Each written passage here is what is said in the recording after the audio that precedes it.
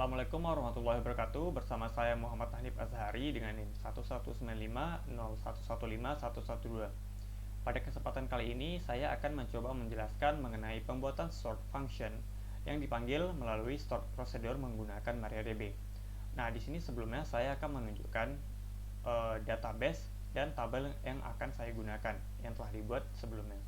Nah, di sini kita buka SAM Control Panel dan pastikan modul Apache dan MySQL service-nya berjalan. Lalu kita klik admin. Nah, di sini pada localhost phpMyAdmin terdapat beberapa database yang telah dibuat sebelumnya. Dan di sini saya akan menggunakan database siswa yang terdapat tabel hasil ujian. Nah, tabel hasil ujian ini terdapat 5 kolom, yaitu kolom NISN, nama, nilai, status, dan grade. Nah, untuk status dan grade inilah yang akan nanti kita buat function dan prosedurnya. Nah, di sini untuk function kita akan mengubah status yang defaultnya 0 menjadi sesuai perintah dari user. Langsung saja kita masuk ke command prompt untuk mengkonekkan ke server MariaDB. Di sini kita buat kodenya adalah MySQL user root seperti ini. Lalu untuk passwordnya di sini kita biarkan kosong atau tinggal kita tekan enter, karena pada user root MySQL pada SAM itu defaultnya adalah kosong. Jadi sini kita tinggal tekan enter. Nah, di sini telah connect ke MariaDB server. Nah, di sini tertulis MariaDB, namun di sini masih tertulis none. Itu tandanya belum ada database yang digunakan. Nah, di sini kita lihat database yang ada pada MariaDB. Show database. Nah, seperti ini. Nah, dia akan tertampil semua database yang telah dibuat sebelumnya. Nah, di sini tadinya kita akan menggunakan database siswa. Maka di sini kita tulis use siswa. Nah, maka tertulis database change. Nah, yang sebelumnya non menjadi siswa. Itu tandanya database yang telah kita gunakan adalah atau yang aktif adalah database dari siswa. Nah, kita akan melihat isi tabel dari maksudnya adalah tabel yang ada pada database siswa, yaitu di sini kita akan buat show tables. Nah, maka tables yang ada pada database siswa itu ada satu, yaitu tabel hasil ujian. Lalu kita lihat isinya, select from hasil ujian. Nah, seperti ini. Maka akan muncul tabel-tabel yang ada pada tabel hasil ujian ini. Nah, di sini kita akan membuat function. Di sini kita akan buat function untuk mengubah kolom status ini. Di sini kita mulai melalui delimiter. Kita atur delimiter. Lalu di sini double dollar. Nah, di sini kita buat create function.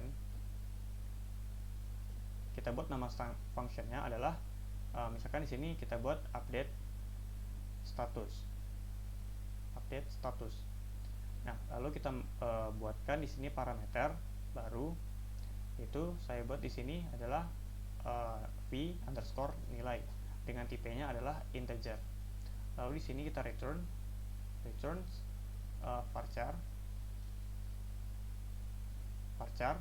lalu dengan panjang adalah kita buat 25. Lalu di sini kita mulai bloknya begin, lalu kita deklarasikan declare. Kita buat sebuah deklarasi baru, yaitu di sini kita buat nilai siswa. Nah, seperti itu. Lalu tipenya adalah integer. Selanjutnya kita akan set nilai siswa ini menjadi suatu nilai yang bisa diinputkan oleh user, yaitu menggunakan parameter v underscore nilai ini. Jadi di sini nilai siswa sama dengan v underscore nilai. Nah, seperti ini. Selanjutnya kita buat untuk logikanya, yaitu if nilai siswa kita buat di sini misalkan jika dia lebih besar daripada 75,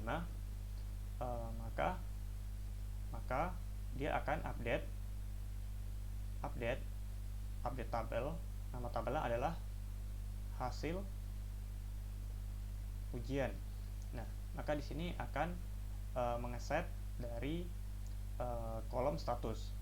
Maka di sini kita buat set status sama dengan kita buat di sini pesan misalkan lulus jika dia lebih besar daripada nilai 75. Lalu kita spesifikkan where nilai sama dengan nilai sisma. Jadi nilai ini adalah inputan dari nilai siswa yang diinputkan melalui parameter vNilai. Nah, di sini nilai siswa. Nah, lalu else. Nah, kita buat lagi update hasil ujian set status sama dengan, nah else ini akan kita buat menjadi gagal apabila dia lebih kecil daripada 75 itu. Nah, where nilai sama dengan nilai siswa. Nah, lalu kita akhiri and if. Lalu kita return lagi kepada nilai siswa tadi. Return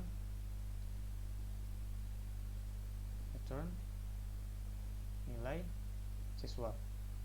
Nah, seperti ini.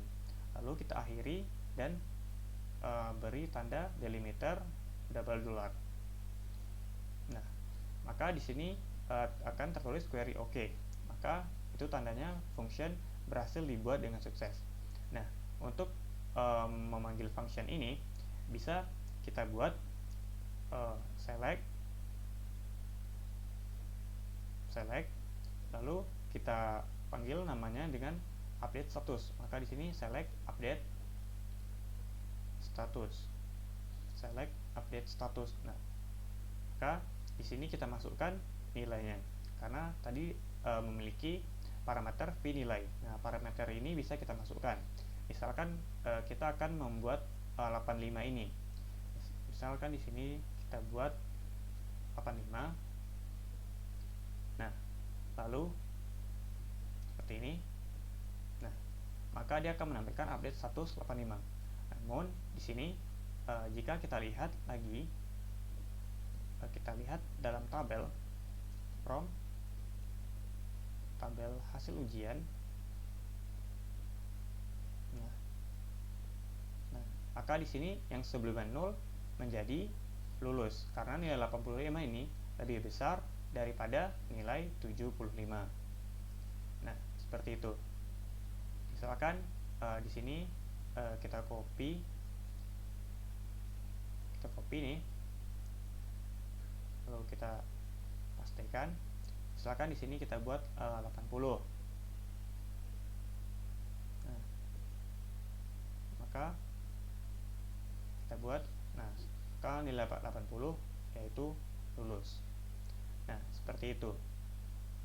Selanjutnya kita akan membuat sebuah prosedur yang akan memanggil function dari update status ini. Nah, di sini kita buat create prosedur.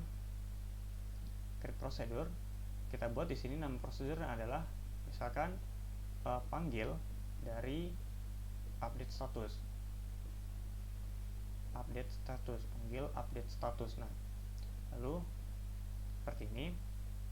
Kita mulai begin, lalu kita masukkan select update status, yaitu function yang tadi. Select update status ini merupakan function yang tadi.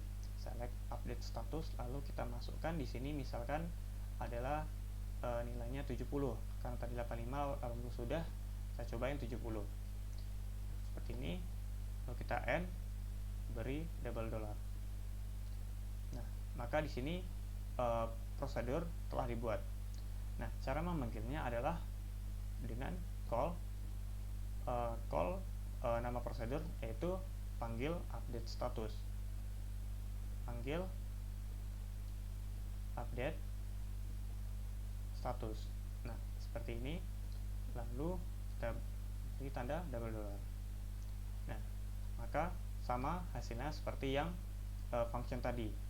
Nah, kita cek lagi pada tabel from hasil ujian.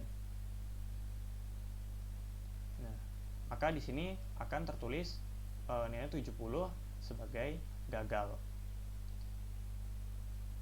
Nah, selanjutnya kita akan membuat sebuah prosedur yang menggunakan error handler.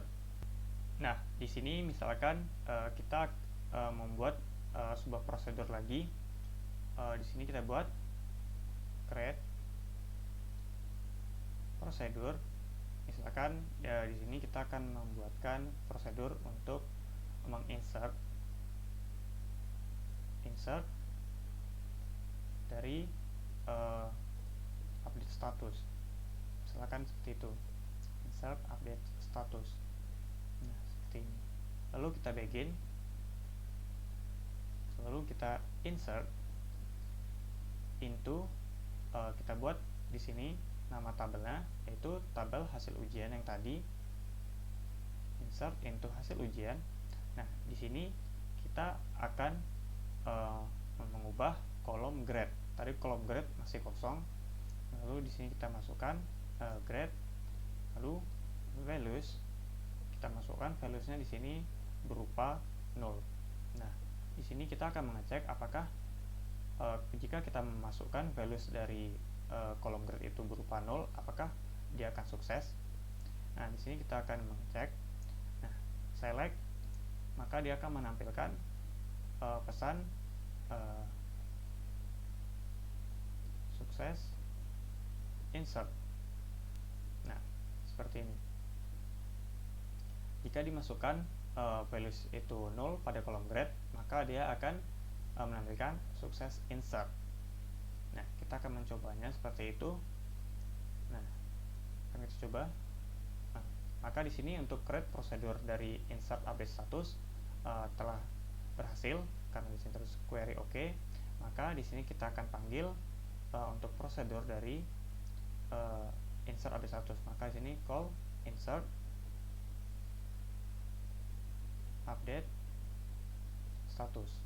Nah, di sini akan kita cobakan parameternya kita buat kosong.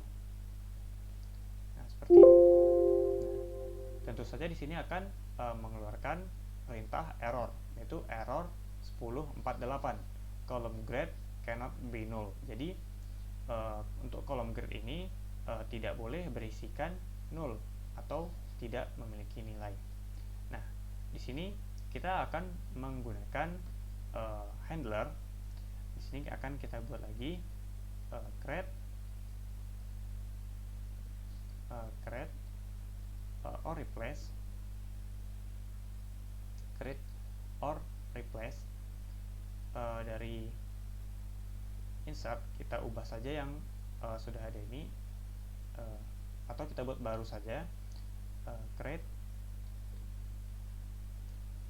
prosedur dari insert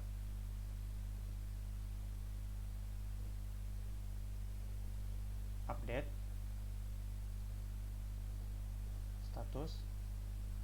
Kita buat di sini handler, create prosedur insert update status handler. Nah, di sini akan kita masukkan semua yang ada, kolom yang ada pada tabel hasil ujian. Di sini kita akan memasukkan in, kita buat parameter baru untuk NISN. Di sini kita buat pNISN.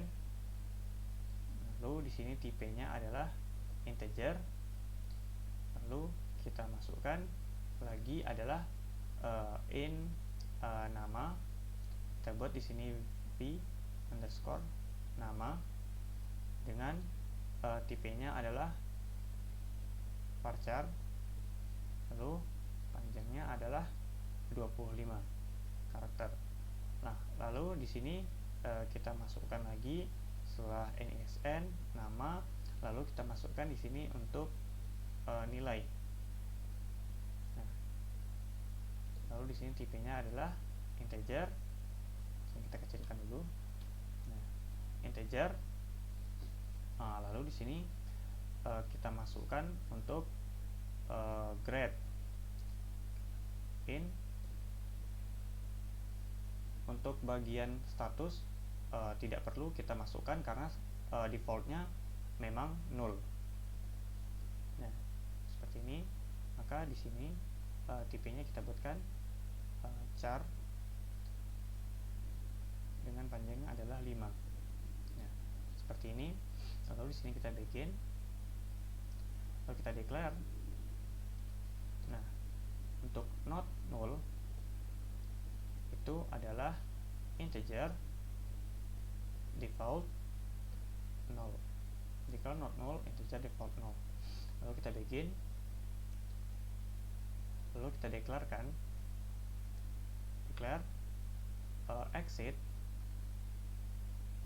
Declare exit handler for yang error tadi adalah ini error 1048. Maka di sini kita buat 1048 set not null-nya sama dengan 1. Not null sama dengan 1.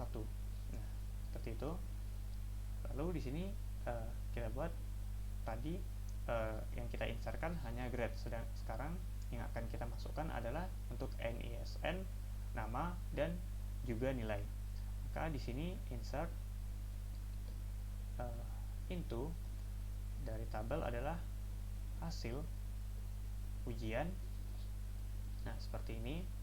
Lalu di sini yang akan kita insertkan datanya berdasarkan inputan dari user, yaitu NISN, nama, nilai, dan grade. Maka di sini kita buatkan NISN, nama, nilai, dan juga grade. Nah, untuk values-nya tentu saja merupakan inputan dari parameter baru ini, yaitu di sini adalah p NISN, lalu di sini p nama, lalu nilai, dan juga grade. Nah, NISN, nama, nilai, dan grade. Yang values-nya adalah parameter baru, yaitu v NISN, v nama, v nilai, dan v grade. Lalu kita buat di sini untuk pesannya select. Nah, di sini kita buat sukses insert. Sukses insert seperti ini. Nah, lalu kita akhiri and, lalu kita buat lagi if kita buat nilai dari not null itu sama dengan 1, maka kita buat select insert gagal. Kita buat sini insert gagal karena value, karena insert gagal karena value 0. Nah, seperti itu. Lalu kita end if, lalu kita end dan beri delimiter double dollar. Maka di sini prosedur baru telah dibuat. Kita akan melihat apakah jika dimasukkan 0, apakah dia masih error. Nah, seharusnya di sini kalau dia memasukkan 0, maka akan muncul insert gagal karena value 0. Nah, di sini kita akan panggil call dari insert nama prosedur adalah update insert update status handler. Update status handler. Nah, seperti itu. Lalu kita masukkan di sini untuk NISN barunya, yaitu misalkan di sini 2008 44 00 6. Nah, lalu di sini kita masukkan untuk namanya adalah misalkan Budi. Lalu di sini misalkan untuk nilai si Budi adalah 95. Nah, lalu untuk grade ini yang tadi ya sebelumnya 0, kita di sini kita buatkan 0. Apakah dengan memasukkan untuk grade ini 0, apakah dia akan menampilkan error lagi apa tidak? Lalu di sini kita enterkan. Nah, di sini telah berubah menjadi insert gagal karena value yang dimasukkan adalah 0. Nah, coba kita ganti ini. Nah, untuk nilai 0 ini kita masukkan untuk 95 misalkan menjadi di sini nilainya adalah A untuk grade-nya. Lalu di sini kita kasih limit delimiter double dollar. Nah, maka di sini menjadi sukses insert. Nah, di situ telah tertulis sukses insert. Berarti di sini kita bisa melihat pada tabel select from hasil ujian.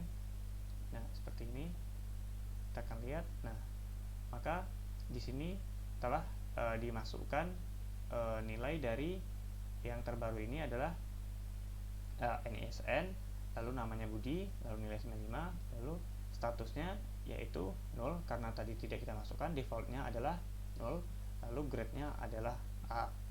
Nah, dan di sini juga jika kita lihat kita reload, maka akan memunculkan sebuah fungsi dan prosedur baru yang telah kita buat yang sebelumnya tidak ada. Di sini fungsinya adalah update status. Untuk prosedur ada 3, insert update status, insert update status handler, dan prosedur dari panggil update status. Nah, sekian penjelasan saya mengenai pembuatan function yang dipanggil melalui start prosedur dan menggunakan exception handler. Lebih dan kurang saya mohon maaf. Wassalamualaikum warahmatullahi wabarakatuh.